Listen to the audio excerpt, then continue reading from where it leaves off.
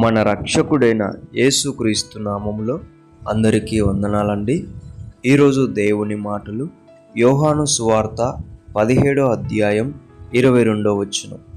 మనము ఏకమై ఉన్నలాగున వారును ఏకమై ఉండవలనని నీవు నాకు అనుగ్రహించిన మహిమను నేను వారికి ఇచ్చి తిని. ప్రియమైన దేవుని బిడ్డలరా, మన మీద ఉన్నటువంటి మహిమ చాలా గొప్పది. ఎందుకో తెలుసా? తండ్రి కుమారునికి ఆ మహిమనిచ్చాడు, కుమారుడు అదే మహిమను మనకిచ్చాడు. చూడండి దేవుని బిడ్డలారా, ఆ మహిమను ఎందుకు ఇచ్చాడో తెలుసా?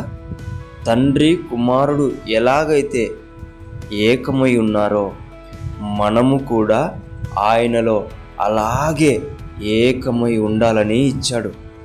అయితే దేవుని బిడ్డలారా, మనము దూరం అవుతున్నామా, ఏకమై ఉంటున్నామా? చూడండి, ఆ మహిమ ఎంత గొప్పదో తెలుసా?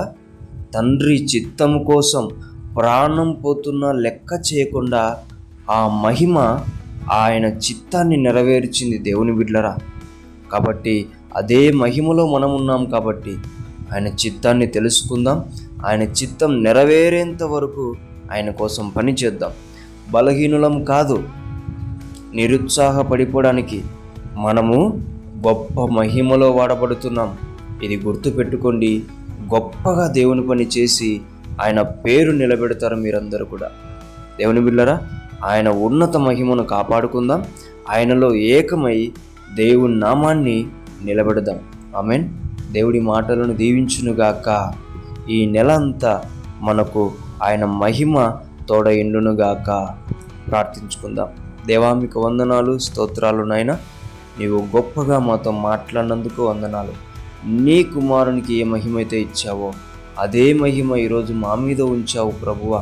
అలాంటి మహిమను మేము ఉపయోగించుకొని నీ చిత్తాన్ని నెరవేర్చి నీ నామం గొప్ప చేసే బిడ్డలుగా మమ్మల్ని వాడుకోమని యేసు నామములో ప్రార్థిస్తున్నాం తండ్రి.